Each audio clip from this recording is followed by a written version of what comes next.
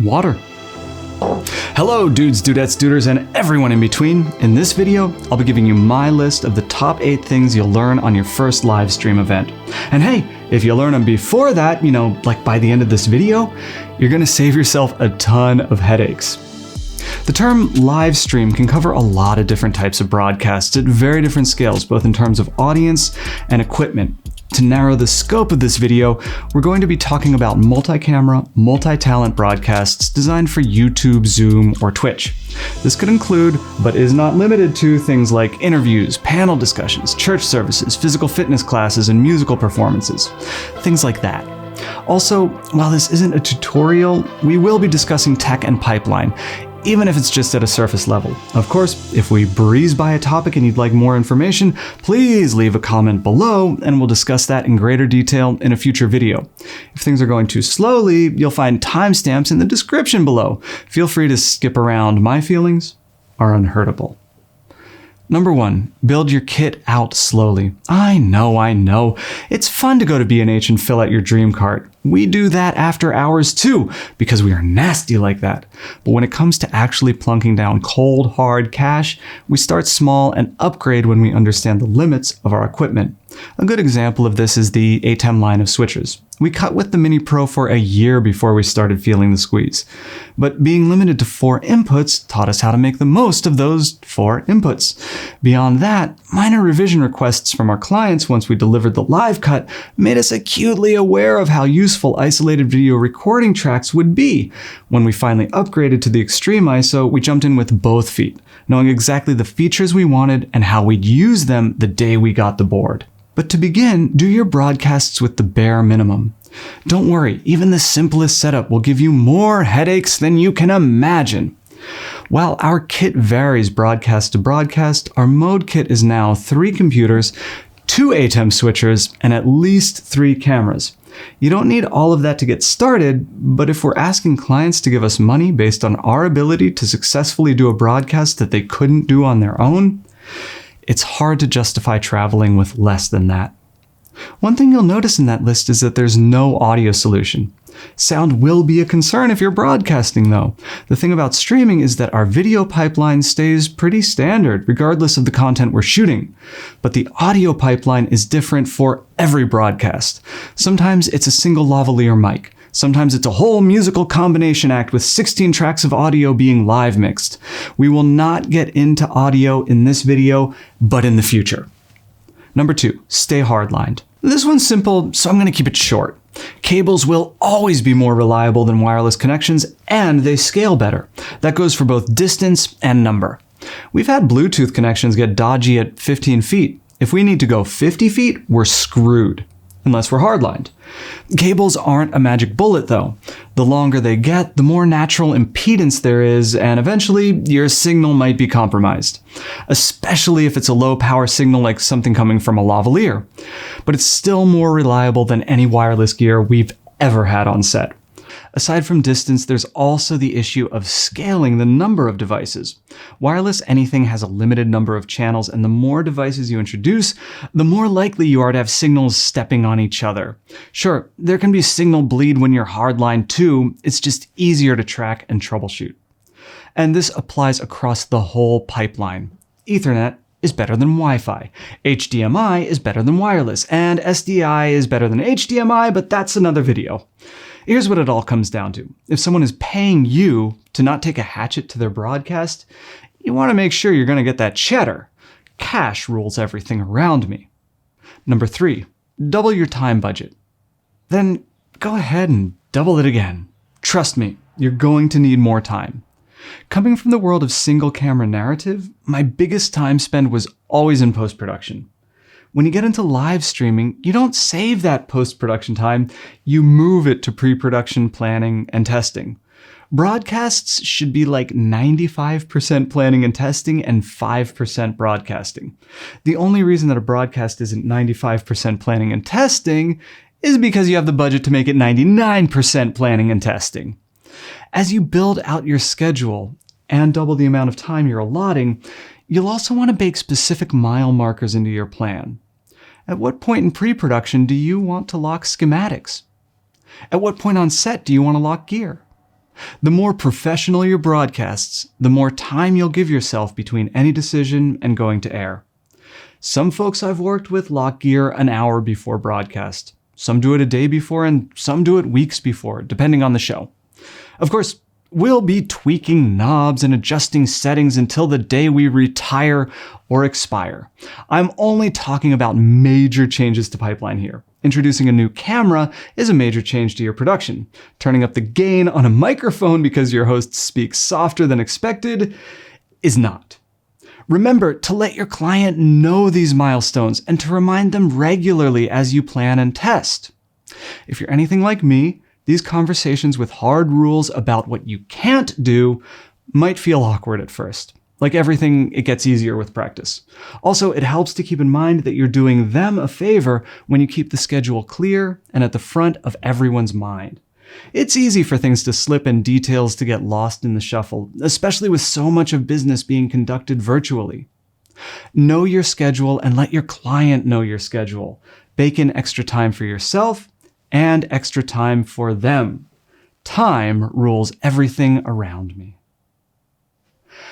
Number 4, bring at least 3 computers and an iPad while you're at it. You're going to need 3 computers at least. You're going to need a broadcast computer, a monitor computer, and a graphics computer. Let's start with the broadcast computer. I use an Intel iMac, and that's not an arbitrary choice. You're relying on this computer to do persistent data processing for as long as the broadcast is happening. You want a machine with good airflow and heat disbursement. You'll also want a computer with a dedicated GPU. This means no MacBook Airs or other budget laptops. Honestly, for airflow and heat distribution, you'll probably find better machines if you go with PCs instead of Mac, but our ecosystem is so Mac-focused that it makes more sense for us to use what we have. Here's the thing.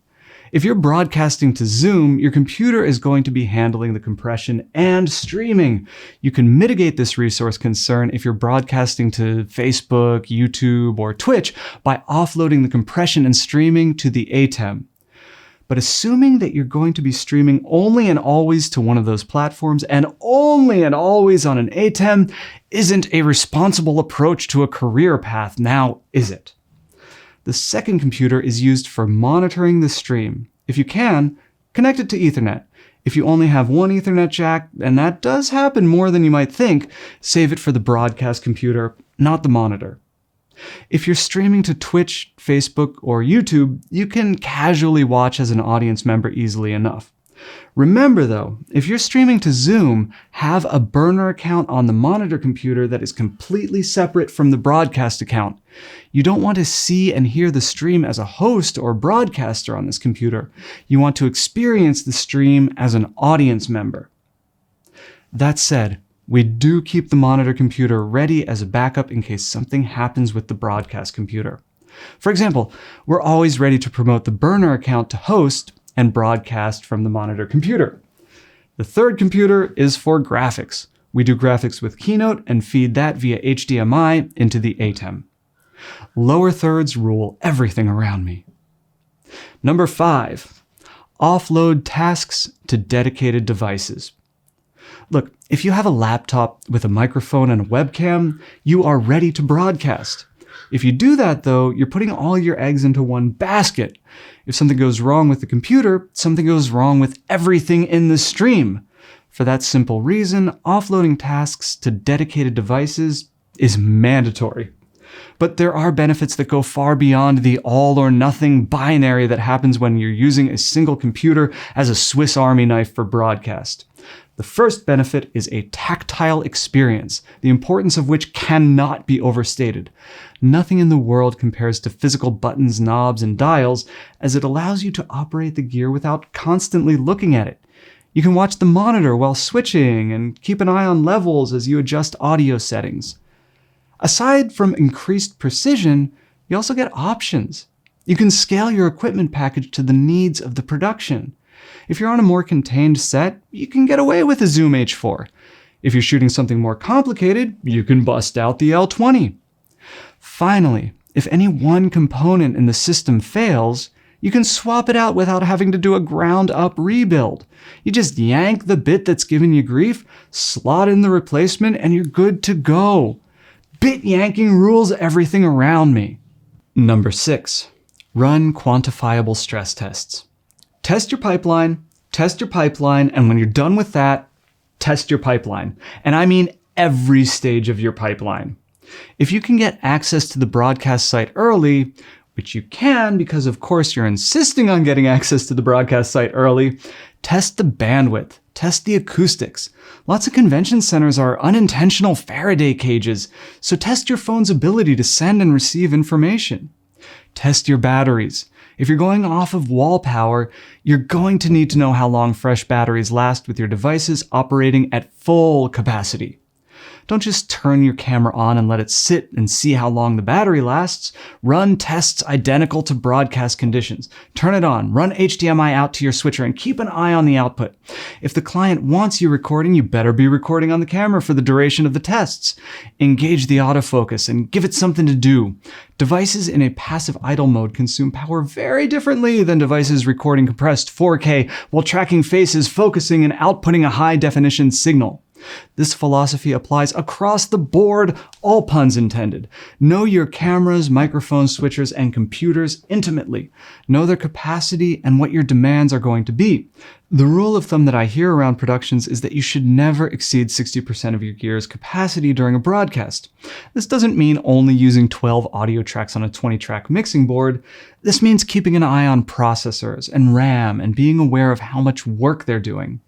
If you find that Zoom and OBS are using 60% of your system resources, you need to close email and web browsers on that computer. And maybe start offloading some of OBS's functions to dedicated devices. If you test your batteries and find they're good for an hour and a half, you should have a system in place to swap batteries around the hour mark. The only way you'll know when you're hitting 60% capacity, though, is to run extensive stress tests in the days and weeks leading up to a broadcast. Faraday cages rule everything around me.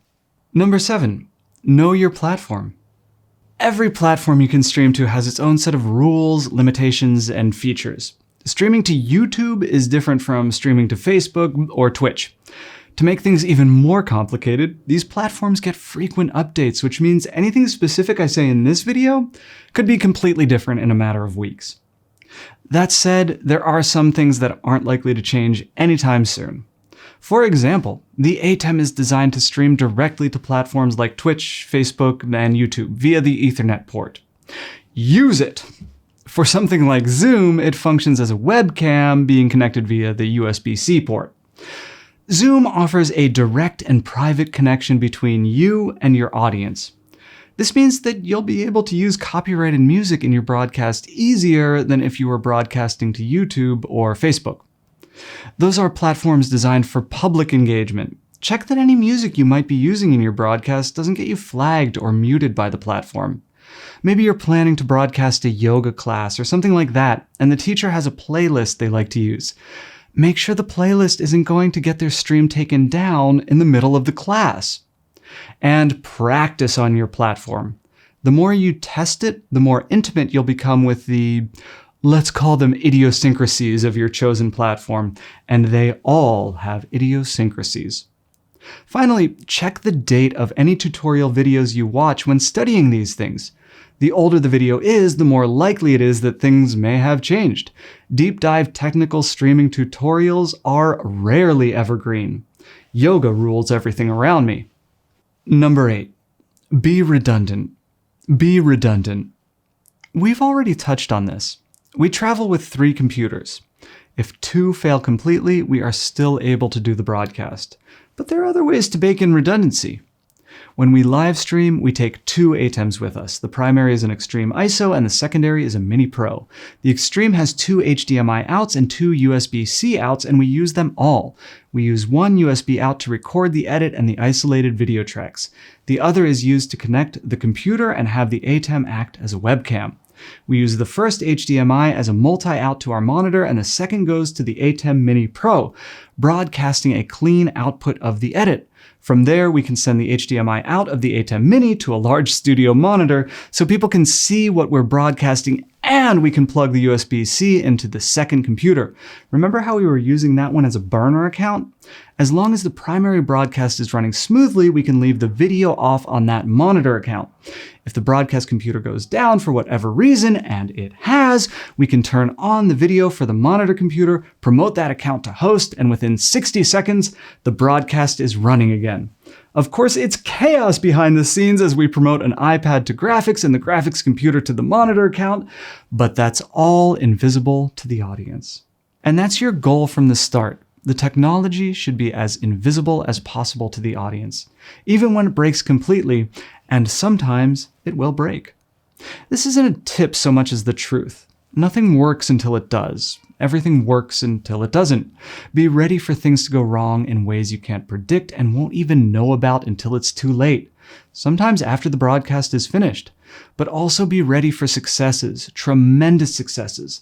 The more skilled you become at broadcasting to a live audience, the easier it is for you to expand your audience.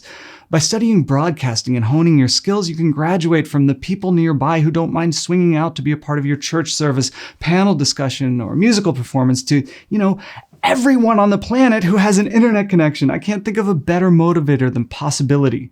And the possibility of expanding your audience from a local one to a global one should be enough to get you started. Of course, if you want to get this done without having to do it yourself, well, you know where to find me. Links in the description.